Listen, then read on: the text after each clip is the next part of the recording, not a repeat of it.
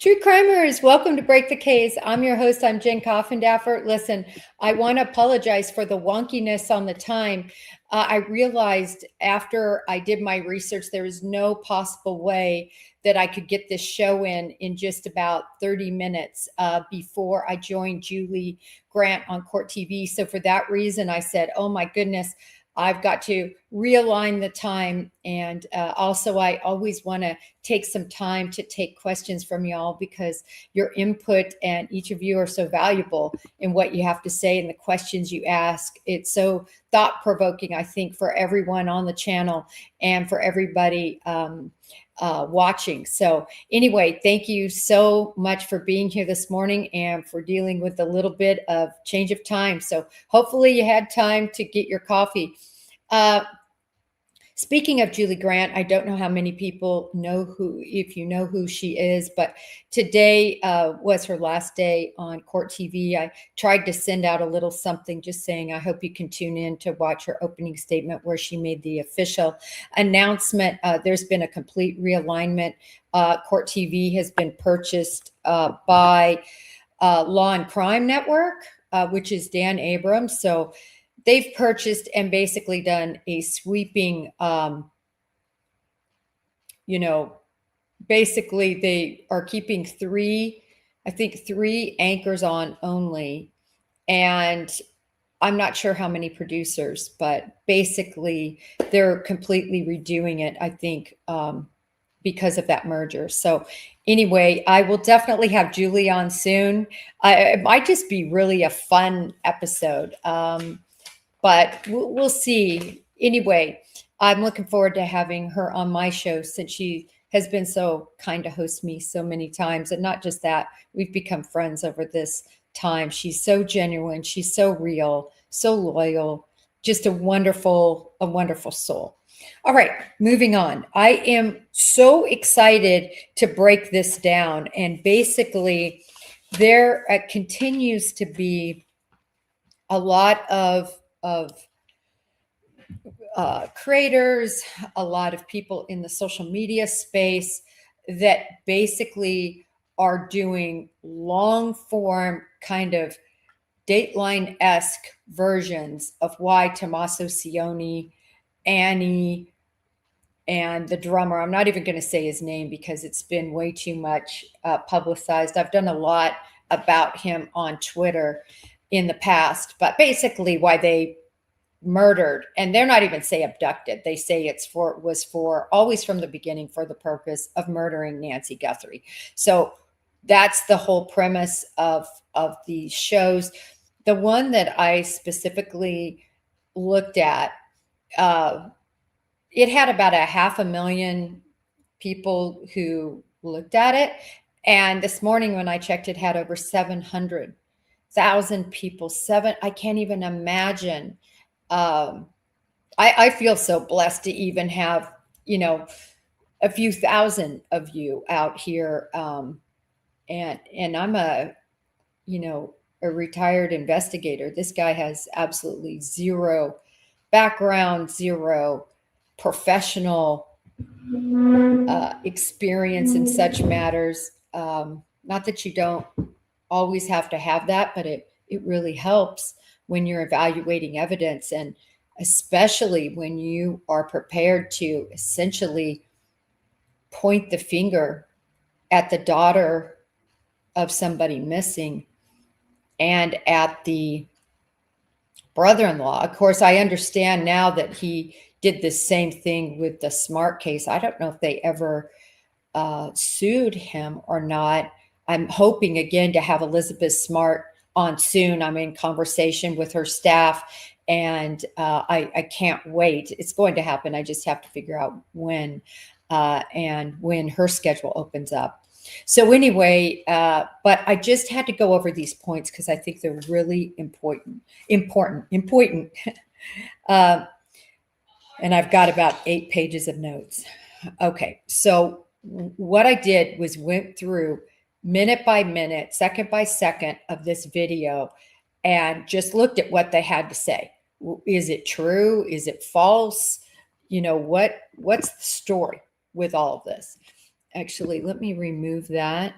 And I want to put this photo up first. See if I can get this up. No, that's not the one either. I've got some really cool photos, but there's the one I want up. I want this photo up. All right. He starts off the video talking about how on March 2nd, that as we all saw in this heartbreaking video, we saw Savannah and we saw Annie and we saw Tommaso arm in arm, holding each other, hugging each other. It was specifically, I think I just said this, on March 2nd, in front of the memorial or, of flowers that are there in front of Nancy Guthrie's home. And essentially, you can hear them crying. You can really hear Annie just sobbing. It had to have been such a cathartic moment, especially when you consider she's been in that house 50 years. Annie and Savannah grew up in this house that just all the number of times Tommaso and Annie, living only 4 miles away, 10 minutes, would have visited that home, all the memories it held, and to now see this, basically almost like a memorial for Nancy. And so anyway, that's what I was feeling at the time. It was heart-wrenching. So Tommaso is in between the girls, Annie to his right and Savannah to the left. They're all embraced. They're all holding each other. They are all very upset. So the video that I'm referring to, where they completely indict Tommaso, Annie, and the drummer by putting together this purported evidence field, is so ridiculous. I'm going to break it down one point at a time, starting with that. So they say, this is the first time that Tommaso has been seen in public. How do they know? We have no idea. Now, it's the first time we've seen Tommaso at the house that I know of. But to say he hasn't been in public is ridiculous. It's just that the media is focused on Nancy's house and or at times throughout all of this, Tommaso and Annie's house. But to say he's not been seen in public is absolutely just the beginning. It's the first statement made, and it's a falsehood. It's a falsehood because this person, this creator, has no idea if Tommaso's been in public, if he isn't. I mean, there were a lot of rumors that he flew to Italy. That would be public. You'd be at an airport. It's just, so he makes this huge statement. So right off the bat, statement one is false. And then, believe me, I'm going through 9 pages of the falsehoods. So number one, he has no idea whether they've been in public or not. It just serves this, it just serves him to try to say that, to make everything look nefarious. Okay. Then he decides to compare the walk, which I know everybody's been doing, of Tommaso versus Porch Guy. So, he talks about that. He shows, that he's bent over, how he bends over and everything like this to try to say that this is Tommaso Cioni. But throughout this video, he flounders. 1 minute it's Tommaso, 1 minute it's the drummer, 1 minute there's no way it can be Tommaso, 1 minute it could. So completely floundering throughout the video. If you watch it, which I hated to watch it because I hate's a strong word. I don't hate anyone or anything, but I don't like to give any views of mine to somebody like this, somebody that is spreading such horrible information and untruths. But I had to do the show because it's not only really about this account, it's about all the accounts that are flying with this. And I'm not trying to, somebody said, well, you can't tell me how to think. I'm not trying to tell anybody how to think. I'm just letting you know from an investigator's point of view, this is how I believe the facts are misrepresented in this video and don't line up with at least what we know to date. Okay. So he compares the walk. I don't see any, look at how, this guy crosses over his feet. He doesn't, in my opinion, bear any resemblance in terms of the stature of Tommaso Cioni, who is, I believe, at least somewhat taller, maybe 5'11" to 6 foot. I was trying to compare him to Nancy Guthrie there, but he was all slouched over, bending and holding his wife, Annie. So it's very difficult to see what he looks like stretched out, but his stature is so different. And then, come on, this is not the same, in my view. This guy has this big, full, grayish mustache, big, burly eyebrows. This isn't him. How the eyes are inset versus the other guy. The other guy, and I know I chose a picture of up close of Tommaso, but as far as I can tell, Tommaso doesn't have that eye. See how Porch Guy has an eye that fades into the nose just a bit? I don't see that with Tommaso in any of the photos. I think it's absurd to say that. In fact, you can see his eye actually goes out, and his left eye, Tommaso's eye, that eyebrow is kind of down, and then the other eye, there's no fading in it. It looks straight ahead. Anyway, so he starts off basically saying this is Tommaso, that Porch Guy's Tommaso. That's what he tries to say. Okay. Then he completely makes this up. He says that there are two unknown male profiles mixed in the DNA. That is absolutely just a lie. I'm going to call that for what it is. That's a lie. We know that inside there is a DNA profile. We don't know male, we don't know female, we don't know the mixture of individuals who are not purportedly, have some intersection with the house purportedly.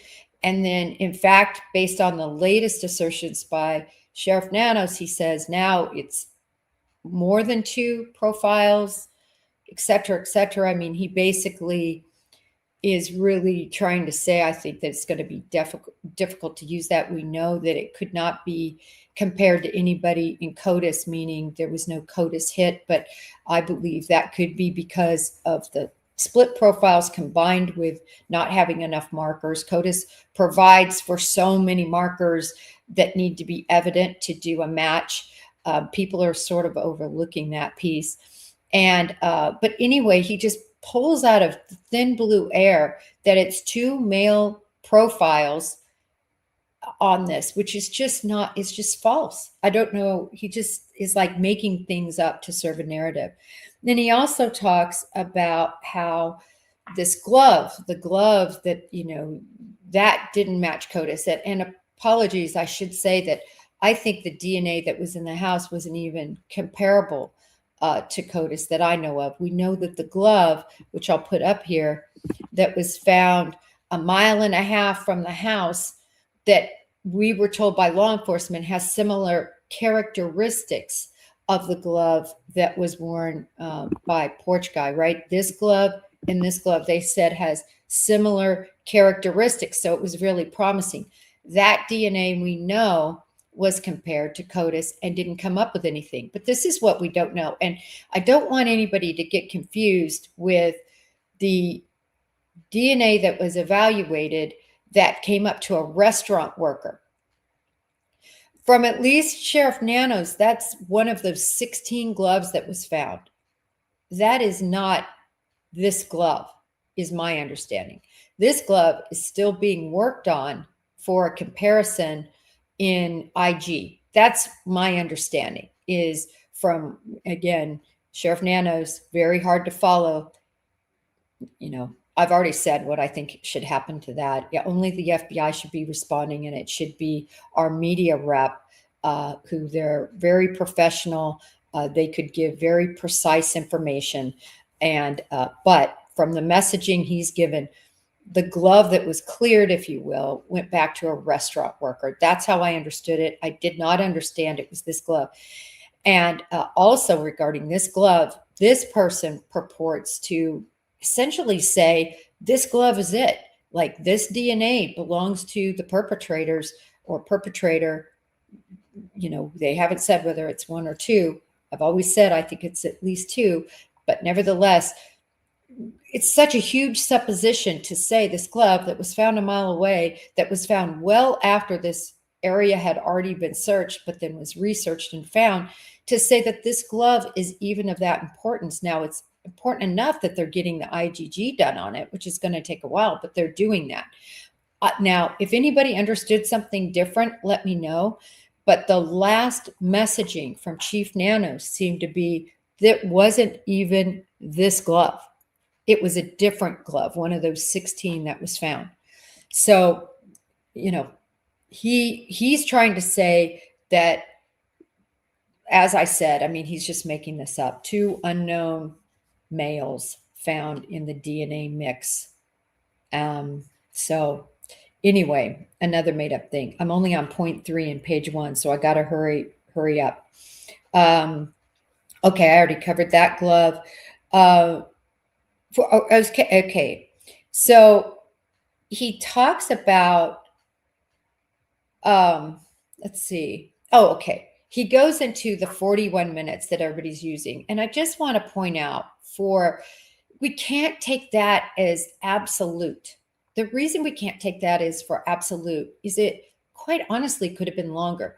We know the camera disconnected at 1:47. So we have that time frame.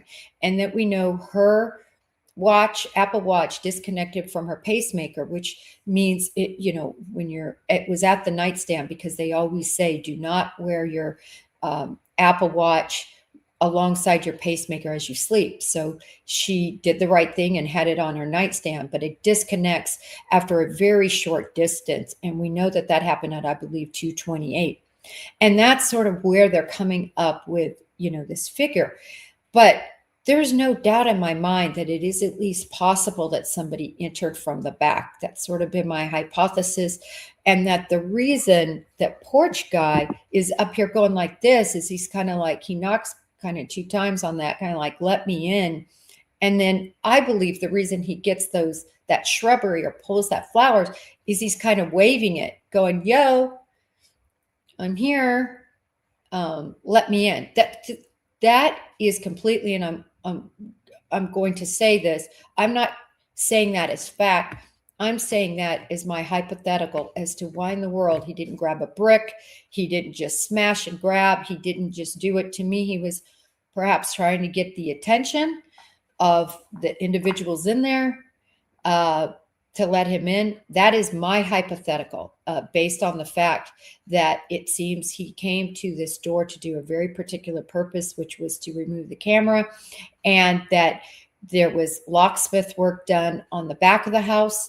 And it makes a lot of sense to me that the reason that they wanted to take her through the front of the house, which we know they did because of the blood droplets, is because they didn't want to take her all around this huge swathing house where she could have been seen by other cameras, or a camera on the roof, if they knew about that camera on the roof, which I think is quite likely.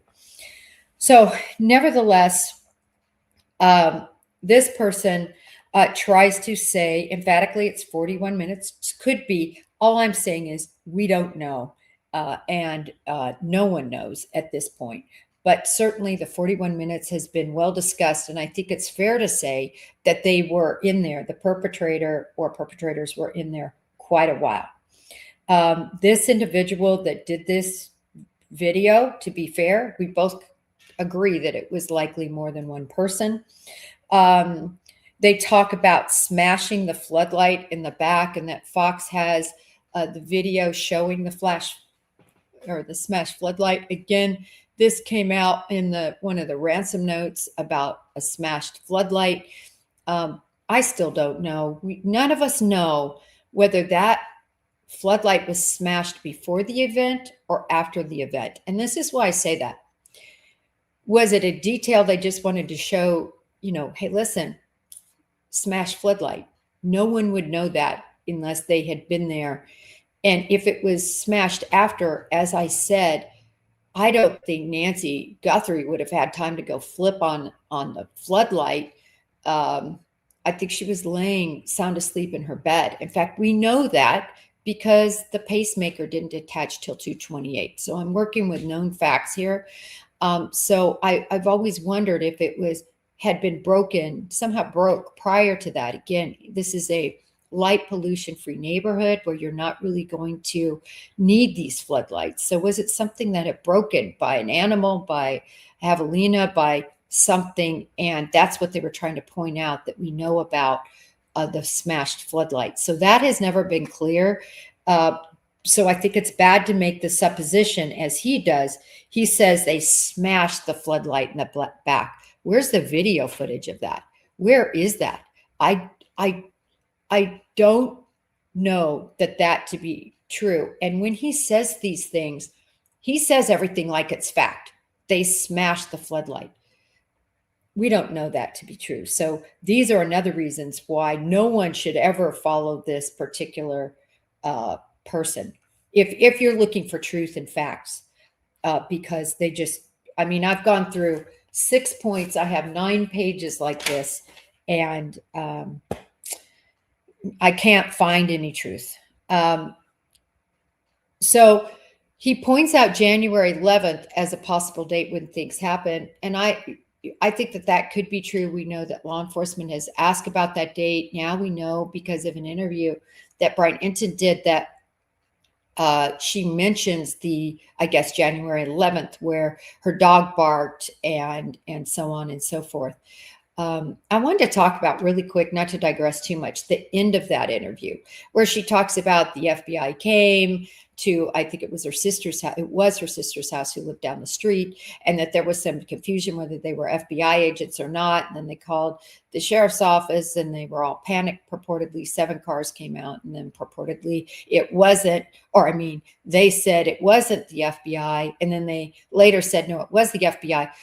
There's a video that I pulled, and I wanted to have it here today, but it's just been too long ago that I did it, about how difficult it is to watch the FBI now and how they're attired. Back in my day, and again, under my supervisor, you dressed up to do your work, other than if you were going to be out, for instance, searching on your hands and knees or something for evidence during or like a ERT, evidence response type mission, or a surveillance mission, or a arrest mission, a tactical mission. That's totally different. But when you're going to somebody's house, as an example, to interview them about video, just to do canvases, you should be dressed up. And I've been driving this point home now for over a year. People expect, look, detectives are always in suit and tie. That's how they dress to intersect with the public. It's the proper attire. I grew up in the bureau where that's how you had to be attired. Even doing arrests, especially if they were white collar, we were in suit and tie and collar. Guys were in suit and tie, and I was in a dress or in a suit, pantsuit. Why? Because when you show your badge, you lend yourself some credibility. I showed this picture of these guys. One of them looked like a gardener. The other one looked like they were going fishing. I mean, or like you're there to service something. It's terrible what's happened to the Bureau in this respect. And if people showed up in a professional manner, the FBI, not just with a t-shirt on that says FBI, but professionally dressed to do these sort of intersections, there wouldn't be confusion anymore, because that, I think, is what the public expects. And, I don't know if it'll change. I don't even know exactly where it changed. It changed after my generation. I retired in 2016 after 25 years in the FBI. There's no way you could go out. Again, I'm not talking about surveillance or, evidence collection. I'm talking about when you're introducing yourself as an FBI agent and you're asking to do an interview.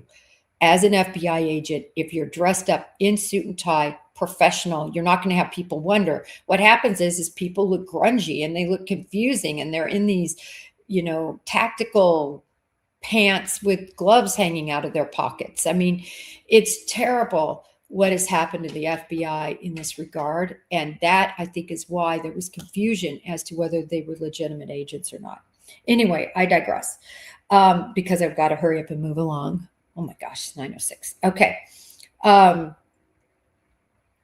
So let's see. Okay. Yes.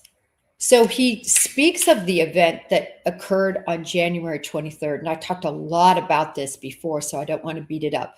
But basically, there was a film footage that came out of this vagrant. He's vaping. He's in this, it looks like you could see a parking garage. He's got 2 backpacks, and he's trying, he fiddles with a latch, like trying to, I don't think break in. I think he's trying to cut through. Probably easier to get from point A to point B. We don't even know if what was on the other side, if that was a house, if that was a business. We really don't know. Anyway, and a lot was made out of that for a very short period of time, because law enforcement quickly came out and said it's unrelated, which I believed it was unrelated because the timestamp was all wrong. All of that was occurring at 1 a.m, at the exact same time, essentially, that the porch guy is on the porch disconnecting. I'm sorry, the 23rd, excuse me, apologies for the date. Video footage of what occurred the night all of this happened, excuse me, but in a completely different location that was several miles away. I believe it was 4 miles away. That has been debunked. And this account wants you to believe that that was a test run, that they were actually testing cameras, that the reason that they turned their back was because they knew the camera was there and they were doing a test to see if their face could be obscured. That literally is what this account is saying. And it is so wrong if we're to believe anything put out by law enforcement. It didn't even make sense that that was connected to this particular case, as far as I know. He did put in this different date, which I'm going to have to look into because I didn't understand.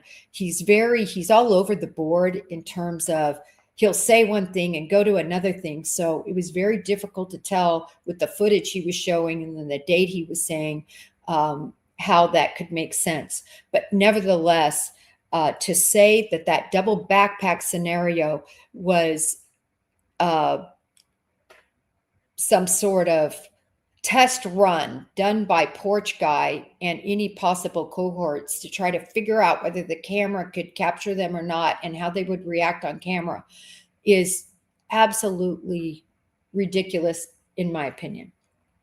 All right. He talks about that, and he lists these particular news sources. He says ABC, NBC, CBS, and CNN. I was so sad not to see News Nation listed, but he didn't. Said there's sources that say there's 2 different times that porch guy came to the residence. And we've talked a lot about this, right? We know this is the time that everything really happened, and you see how it's backlit so very, very light there. And then on the other film, which I'm not sure I have here, I do, that it's very dark and he doesn't have his backpack, and it even looks like a different jacket and different shoes, and that this could be a different time frame. I've always said this. According to this law enforcement source, contacted all these different outlets, ABC, NBC, CBS, CNN, News Nation, even though he didn't mention, obviously there's a source that has said this. I've always said, I never blame the reporter. The reporter is doing their job, trying to seek out source information, trying to understand what they have, trying to develop. That's their job, to develop insiders. But this information nevertheless is out there, and it's obviously believed by 5 different outlets. 4 that he names, I'm naming all 5. I'm partial to News Nation. So anyway, could that be? Yes, judging by the lighting. When I spoke to a detective homicide detective, former from Dallas, Dale, he said he thought it could be at different times based on this lighting. Again, it's back to the full moon versus the waning crescent and how that would affect the lighting and the backdrop of Porch Guy. So that's the one thing that kind of said, gosh, I can independently without a source kind of say, geez, that in alignment with how he's attired could seem like that. But I don't think we can just completely dispel that there is a lighting confusion possible. In other words, that lighting is based more on angle and the illumination based on how close he was to the nest and the flashlight and all of that could have somehow illuminated that backdrop. I'm not sure I'm buying that. I'm just saying, for me personally, I'm down to 2 different days, which is what all these media outlets are reporting and what a source of some nature has obviously said. Or 2, is it the same night a different perpetrator that dressed significantly like the other perpetrator? That's a possibility. Or B, that this was, or C, I should say, this was him checking everything out, and then he goes back to the car and puts on his rigs, gets rigged out, and then goes. But based on the source information, he is saying unequivocally that is A, and that is that these are 2 different days. I'm not necessarily going to argue that point, because I think it's possible. And I think it's more on the side of possibility than the other 2 possibilities based for me on the lighting. And then also the shoe and even the jacket looks different to me. So based on those, it makes some sense. What never made sense to me is why Porch Guy is going to risk being caught on camera on a completely different day. How does Nanos say this?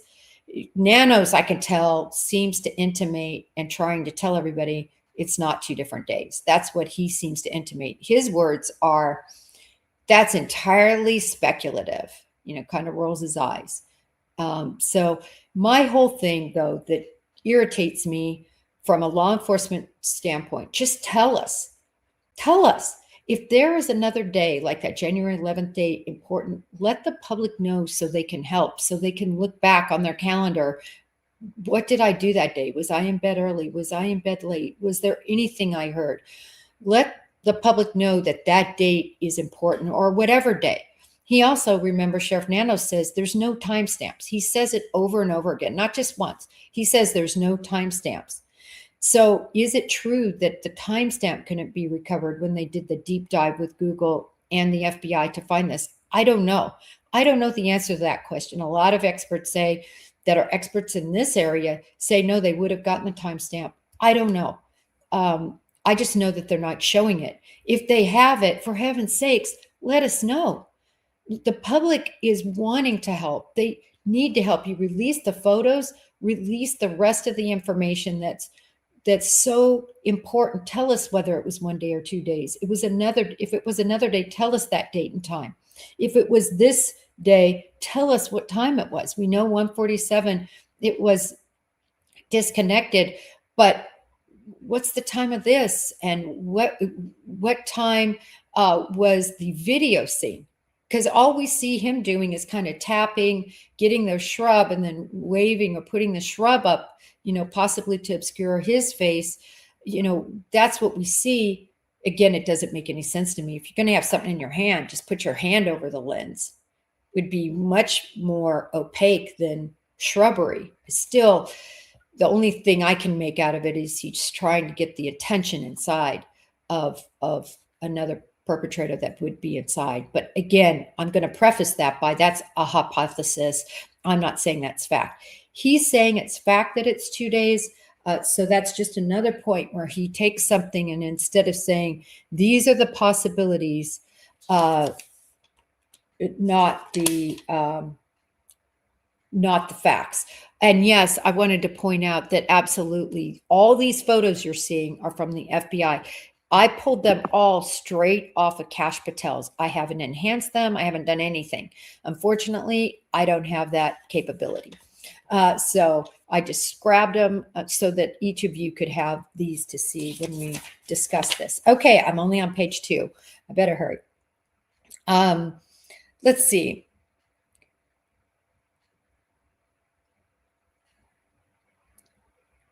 Okay. He talks about, again, going into, he reverts back to this because I'm just going in order, how all of this sort of reconnaissance was done at other locations to understand how his face could be obscured on a camera and how he needed to turn so I don't want to beat that horse to death. He talks about it throughout the video. Listen, this is how you obscure the camera. You put your head down. He knew there was a camera there. That's why I will say this account and I both believe that there was very much a familiarity with this house. He puts his head down. That's how you obscure the camera. That's how you make sure you're not seen. So you don't have to go study that by risking being seen on all this other video footage that's out there, and now somehow trying to make a nexus that this was porch guy practicing at all these different locations. It's just ridiculous in my opinion. So he talks a lot about how he judges, I should say, how Tommaso Cioni doesn't come forward with the family, that he's the only family member that didn't come forward, that Savannah's crying, that Annie's crying, that Cameron's there, and that he's not there. Well, listen, the other brother-in-law isn't there either. Savannah's husband isn't on all of this. Savannah's husband isn't on the news begging and pleading. Poor Savannah's husband is trying to support Savannah and trying to be there for the children who have just lost in terms of being missing, who don't know where their grandmother is and probably fear the absolute worst from everything that is known to the family. They are just trying to keep it together. He's trying to keep his wife together, who has so much sadness. And then you talk about Tommaso, he's doing the same thing for Annie. Annie, who has lost her mom, at least in the fact that she's not around, and likely would not survive an attack like this. All of this is happening. And of course, he's not going out in public. Very early on, it was speculated by so many that Tommaso and Annie were involved. They took this picture, and I put this picture up too, because this was a picture of them being seen. But again, this was after them being named as suspects in this, that they were the primary suspects. And everybody really ran with that. And it made a lot of sense at the time that a source would report, because I 100% believe that a source reported that he was the prime suspect. But that was at the time. Anytime you're doing one of these cases, your prime suspect are going to be the people in and around of the victim. And they saw her last, I'm not going to say alive. The person who saw her last alive are the perpetrator/perpetrators. It's not these guys. It's the perpetrators of this crime saw her last alive. But people want to say he saw her last alive. And that's not true either. And of course they had their head. They were like disengaged from social media. They were likely getting threatened. And from what I've seen online alone, oh my gosh, people still want their heads. And it's accounts like this that to me are absolutely irresponsible, trying to paint a picture of why these two murdered, which he talks about. He doesn't say abducted. He said this was all about murder. Nancy. So it's going to continue to perpetuate with large accounts like that, saying that without a shred of evidence before us.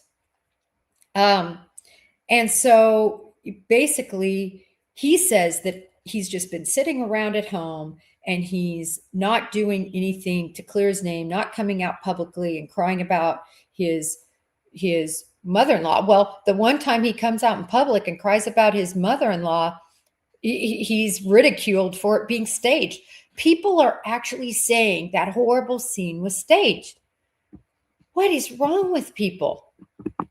That was not staged. I have to think it's people that are, first of all, keyboard warriors that just sit behind their keyboard and have nothing else to do but say terrible things to victims and victimize victims because they can. And because nobody seems to be really sticking up for them and calling any of this out. You know, they're just, everybody's fine with just letting this play out, like what happened with Dylan Mortensen in the Idaho 4 case. And the boyfriends, everybody in that case, even after they were cleared, everybody just kept pounding. They still today are going after the roommates. Today, I mean, it's just shocking to me that people would victimize people like this over and over, but basically blaming that. Then he talks a lot about the architect profile. I don't know whether he read some book on this or what, but he says, you know, in this case, we have the architect profile. That's the person who schemed and did this. And then we have the operator, right? So he says there's two people involved. We have the architect and we have the operator. But he skips back and forth. He basically says that Tommaso is your architect, and the drummer that he's known for 19 years is the operator. I've talked a lot about this. What was there really to get out of this with Nancy dead? $1 million house who, after taxes and real estate fees and everything else, maybe divides up $250,000 maybe to the 3 left. There's no way she had a life insurance policy. 84-year-olds don't take out life insurance to give money typically to their grown children, one who's worth $40 million and the others who are teachers and former military, who the last thing they want is for their parent to take out some life insurance policy. Anyway, what was there even to gain? He never goes into that. Again, he's been married to Annie Guthrie for 20 years. He tries to spin that as he's had 20 years to sort of plan this and to have knowledge of it and to, you know, it's just absolutely unbelievable. He's a teacher. He gets big time into the fact that he teaches AP Bio. So right now, my son has AP Bio in high school. And AP Bio, these AP classes are very regimented. You can't just go out and say, I'm going to do an AP class. You have to follow certain standards. So let me tell you the standard synopsis. You study chemical life, cell structure, cell energetics, cell cycle, hereditary, gene expression and regulation, ecology, and natural selection. Darwinism, basically. He told me, I asked him this morning, he said his teacher has never donned a pair of nitrile gloves ever in 7 months of school, 8 months of school, whatever. It starts in September and now we're clear into March. Never has he donned these gloves. He's either teaching premises and things like that. Not that you're ever not in the lab, but I am just telling you that he told me these nitrile gloves, he hasn't even seen him wear. Let me tell you what this account says. And I did this as a quote. He said that every single day, Tommaso is wearing nitrile gloves. Anyway, that's an out and out lie. He's never been in this class. He doesn't know what he wears, and he seemingly didn't even do his research on how AP classes work and the structure of what is studied, and that no, all professors don't walk around in nitrile gloves every day, which is what he's trying to say. He talks about how he dropped him off, but he's very confused. This account, he says, dropped her off at the gate and then purposefully rigged the gate so it would be open. We know he took her through to the garage and made sure she got in. That's what was reported. Took 2 minutes, I guess, for the garage door to close. It's been reported, or go up and close. Nevertheless, that went through and watched her go into the garage. That's my understanding of that. He never even talks about all of that. He loves to use these terms, ownership behavior. He says that the person on the porch showed ownership behavior. This tells me he completely took from somebody who has profiling, behavioral analysis experience, years in law enforcement, and his grasp at some of this terminology, the architect, the ownership behavior, to make himself seem more knowledgeable, and that it's not a stranger. And he says, quote, the 20 years of dinners have encoded in his body. That's a quote.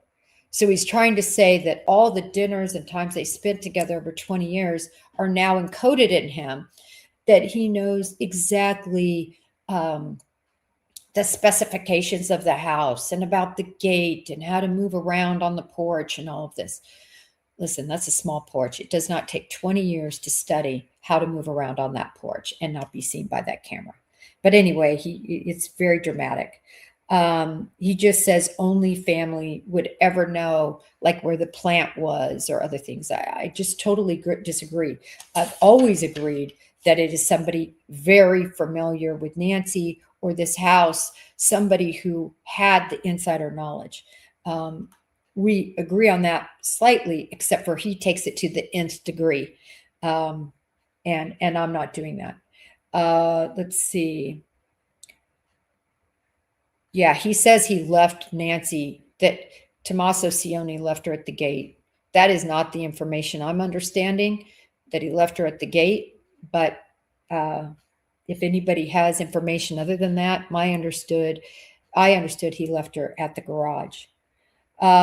He talks about how the pills were left behind. I have researched this. I even know that there is an account that proclaims to have part of the search warrant. I need to go back through and look at that account. It's an account of, anyway, it's an account that purports to have this search warrant. And in the search warrant, they're asking for medication, for her medication. I haven't been able to find that. When I find that, I found that out from somebody I really trust, that at least that they saw that this account said that. I haven't had the time to go back and research this account, try to figure out where that is. But if that's true, that they ask in a search warrant for Nancy's medication, if that's even true, that would mean they did take the medication. He points out they didn't take the medication. I've seen mixed reporting on that, whether the medication was taken or not. The reason that I do think there's a lot of support that the medication wasn't taken is because at the very beginning, you hear Savannah and you hear the sheriff talking about she has to have her medication. She has to have it. And that if she doesn't have it within 24 hours, it could be a mortal situation for her. So to me, if the medication was taken, I don't know why they would be saying that. So again, I've never seen this search warrant evidence or whatever's being discussed, but I just know that a friend of mine who I trust in the true crime community mentioned that, and I've got to dig deep. But anyway, this person does believe that her medication was not taken, which, as I just mentioned, that makes some sense to me. And that if it weren't taken, they never meant for her to live, that they meant to murder her. And that's where he starts jumping, that this is all about a murder. This is not about an abduction for ransom. He says the timing, this really got me. He says the timing of this is so interesting, and because it was purposeful, because they wanted to do this kidnapping, abduction, when the most powerful person in the family wasn't around, being Savannah, because she would be at the Olympics. The only problem with this huge point he makes at this portion of the video is that she wasn't at the Olympics. She was there. She hadn't left. She was in the United States. So the whole point he tries to make, this was why they did it at this time, so she would be in Italy. Well, she wasn't. So I have no idea why this person tried to make that point, because they didn't say it saying, anything other than they planned it so the most powerful person in the family would be in Savannah or be in Italy, be out of the country. So I don't really know where they were going with that because that isn't even what happened. He talks a lot about how with his bio background, meaning Tommaso, he understands the transfer of DNA on surfaces. I took that as a quote. He talks a lot about he throws out all these biological terms. I mean, I was pre-med and I was like, what? But nevertheless, he throws out all of this to try to give himself some. I mean, I read you the syllabus that is required to receive AP credit, typical syllabus. Anyway, he basically is trying to say because he's a bio teacher, he has more knowledge on how to get away with a crime like this. Well, this is my problem with that.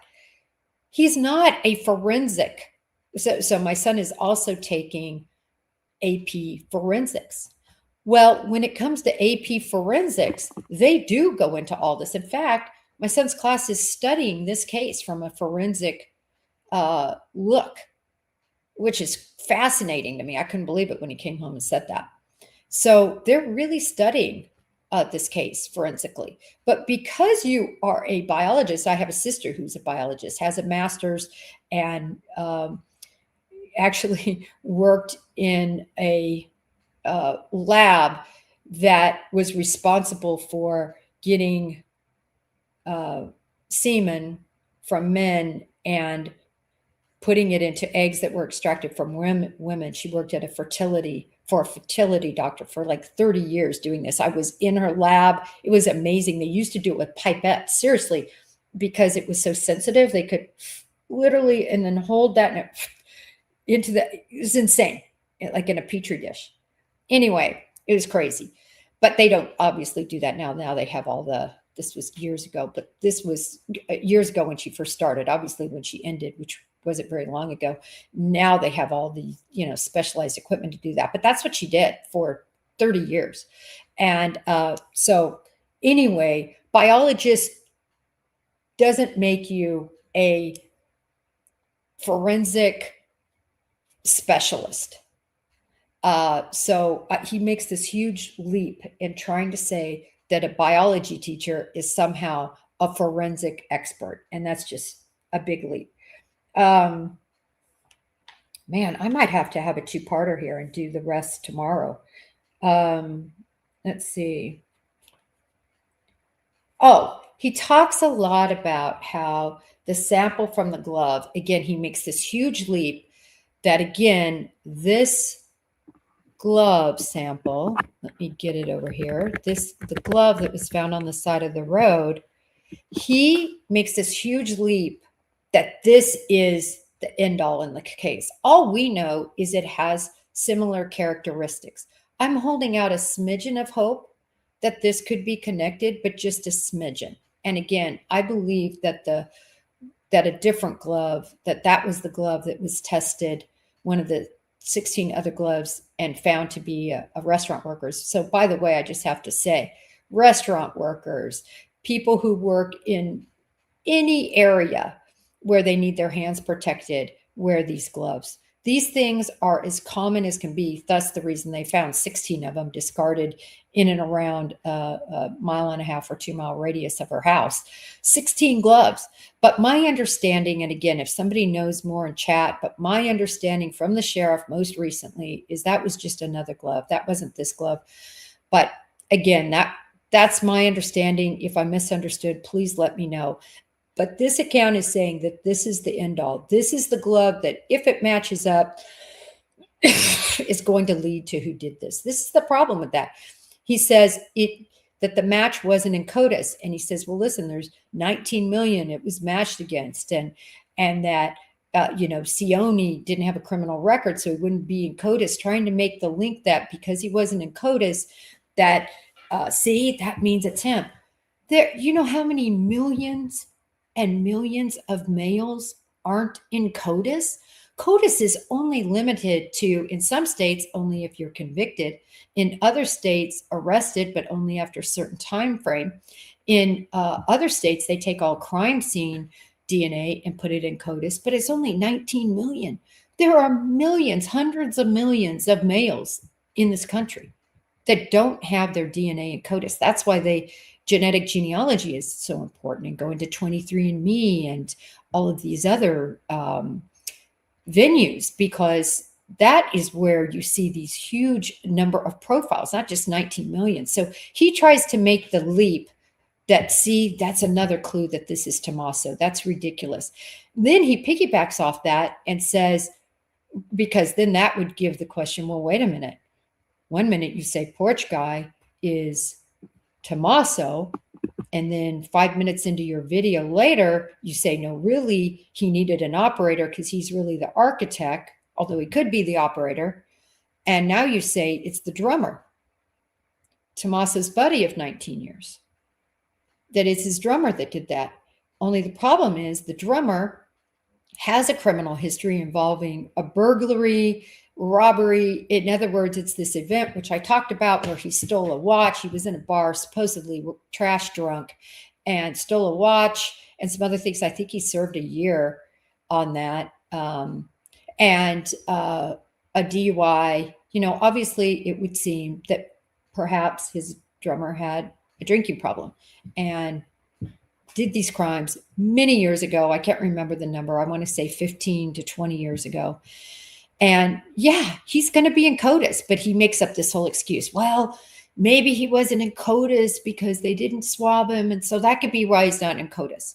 So whatever the premise is of this account, he just angles his concoction of facts to match his premise.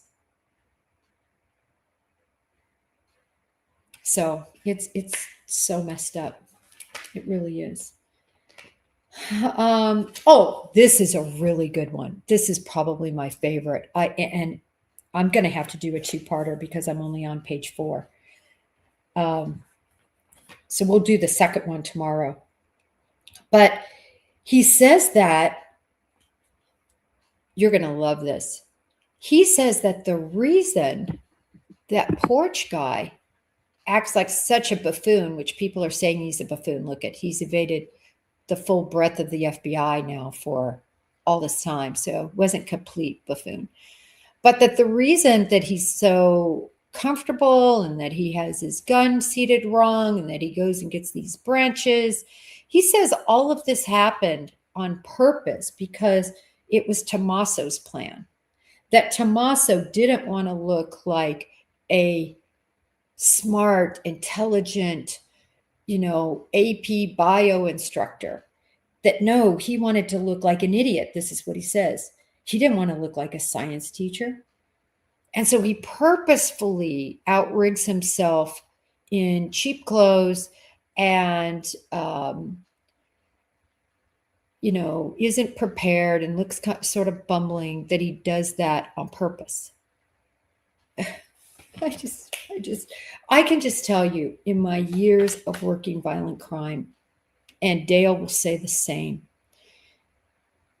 people, we talked about this like with Pulp Fiction, that crime just becomes normal. People are lazy that are criminals, and people are lazy that aren't. In other words, and I don't want to say lazy, but they seek ease with their day. If you need a gallon of milk, or if you're going to go grocery shopping, do you drive 20, 30 miles away from where you live? Perpetrators typically hunt where they live, eat, and work, right around their familiar surroundings. That's where perpetrators, unless they have been hired, that is where they get their victims. They use clothes they have. They use what they're comfortable in. They don't go out other than to pretend to be, say, like what we saw happen in the Scottsdale case, where they dressed up like delivery workers. They don't go out and, seek to dress. they use what they have. They're not lazy isn't the right word. It's just people are people who dress and look and do what's familiar to them. Other than, like I said, if you're trying to dress up like a particular look, like they wanted to pretend to be an Amazon delivery person. We see that all the time. I'm talking about something like this. You know, Dale Lundgren, I love what he said with this. He said, listen, because I said, why would he make somebody who hasn't made a lot of mistakes in terms of nothing that's stymieing him out so far? Why would he have these reflector strips on? He's like, he grabbed his backpack, didn't even think about it because of all the cases he's worked. And he's absolutely 1,000% right. You grab what you have, what you're comfortable in. And so for this account to say, basically, this is all a play, and this is all a play you see before you, an act. I don't believe that for a minute. I do believe he was comfortable. I do believe he knew where that camera was. I do believe he understood that Nancy was home and understood this neighborhood and had a lot of familiarity. I do believe that, definitely. But I don't think this is an act. Power of attorney talks a lot about, let's see, he talks a lot, I've got 3 minutes. We'll go for 3 more minutes. He talks a lot about power of attorney and how he obtained power of an attorney. I don't know about you all, but my husband has my full power of attorney and I have his.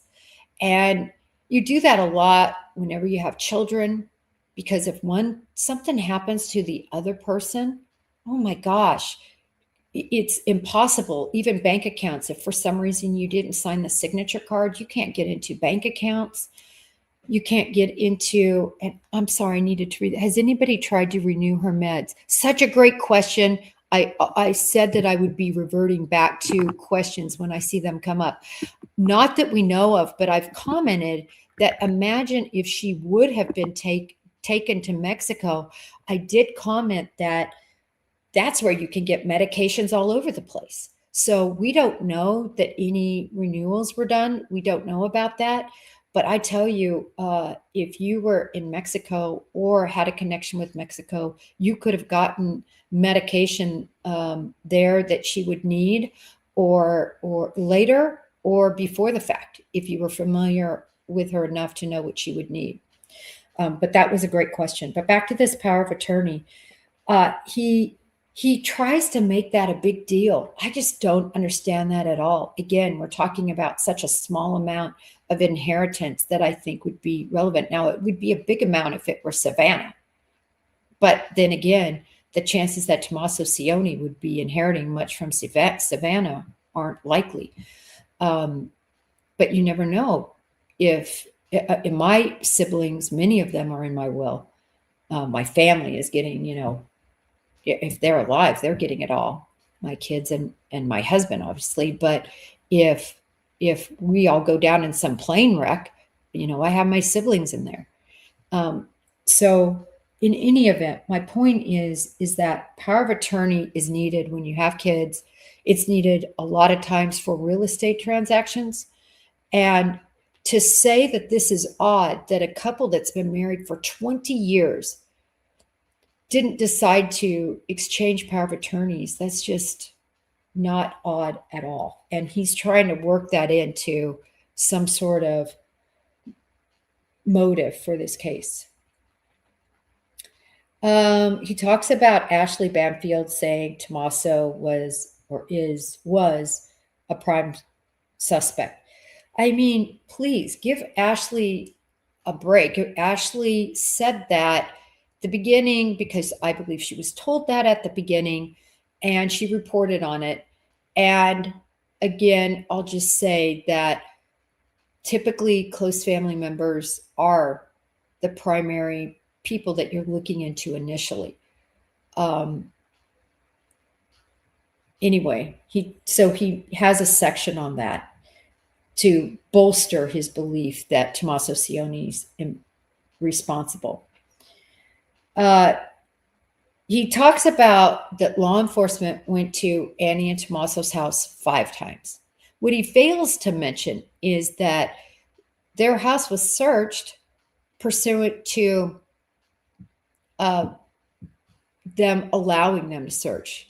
It's when you go and you ask permission and you get that permission on a written form. It's called a consent search. Happens all the time, every day. It was interesting because initially when they were in there and they were in there at night and they were doing what they were doing, they were taking pictures. I thought, oh my gosh, they have a search warrant. If they have a search warrant, that means they have probable cause.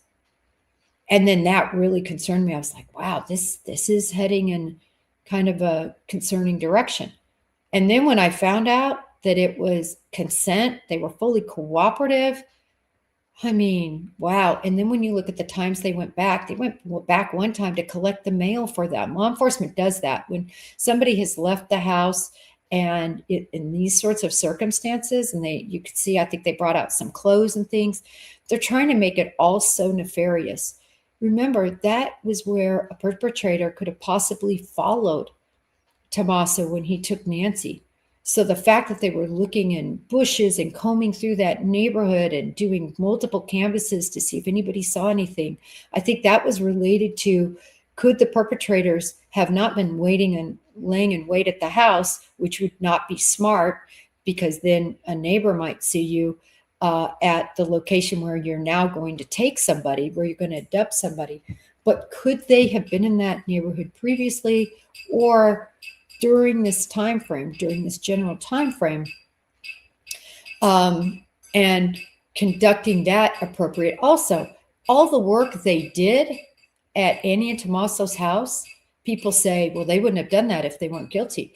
Well, everybody wanted them cleared, including law enforcement. In other words, to know whether they should be cleared or not. Everybody's looking into that. They want to make sure do we have everything? So they did a thorough investigation.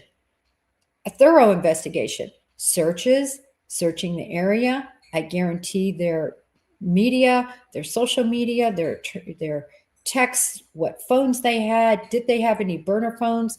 That car they tore inside out. I'm sure they looked at the information on that vehicle to determine all the trips it made over there and when did it go and how long was it gone and did it go back that night. I mean, there's an entire trip computer in that car.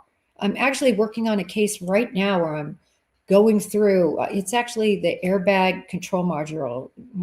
They're called ACMs. Look them up.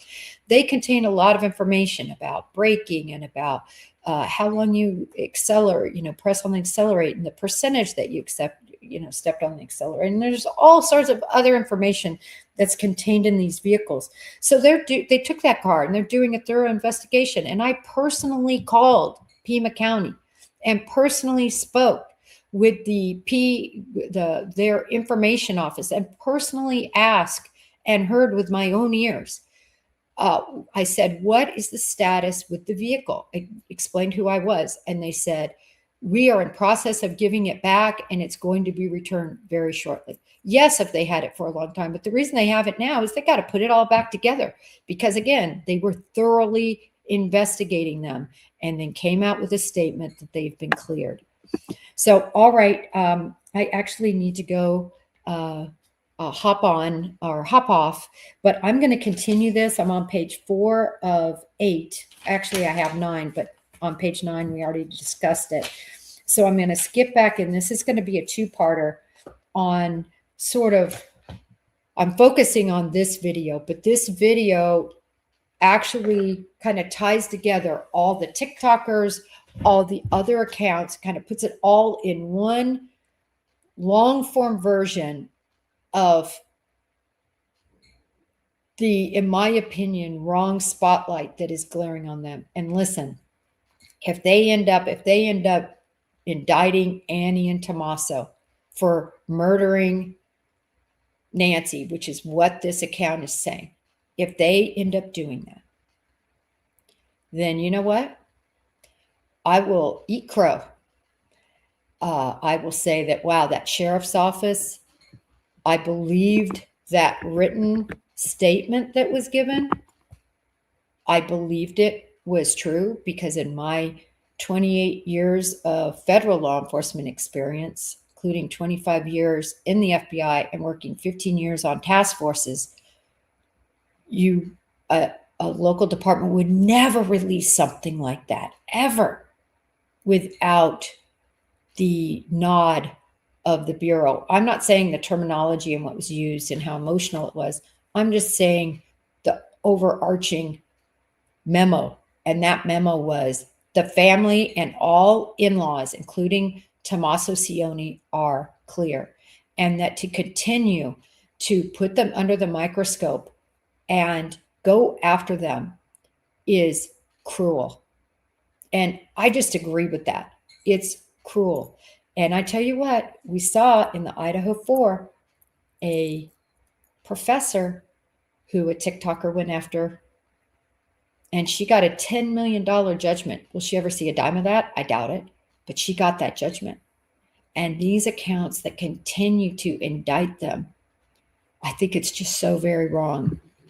I tell you, I just put myself in Annie's shoes and think if my mother, something like this happened to my mom, and people thought it was me based on nothing other than they took my car and they, with my permission, searched my house with my permission, did everything with my permission. And my belief is they took a polygraph, they interviewed without an attorney. That's my belief. They did everything in their power to help with the investigation. And I say that, the sheriff says that too. He said it from day one. So, you know, at the end of the day, I just don't think that they're involved in this. And I think it's cruel what people are doing online. I'll continue part 2 tomorrow. And for everybody who took their time out of their morning to join us here, thank you so very much. Until next time, may justice be served. For Nancy Guthrie and for all the missing